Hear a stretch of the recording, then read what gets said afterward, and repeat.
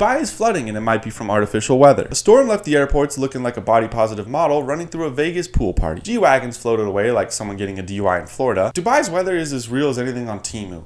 They also enslave more people than Temu.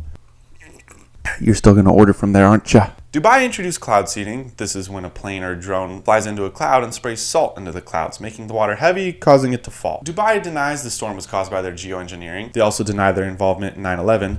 I said it! Now, Dubai has done one good thing over its time, and fake weather is not it. Resting that streamer Neon was. They have fake oceans, fake islands, and fake billionaires. And now, they even adopted fake weather. How is that not a sin, but tequila is? I don't trust anyone that doesn't like tequila. Turns out that geoengineering weather is not only real, but also dangerous. Chalk one up to us conspiracy theorists. So seeing the risks of regions that rely on cloud seeding can have major flooding or extreme weather, it's a good thing we don't have that here in the US, especially, with all the snowstorms we had last year.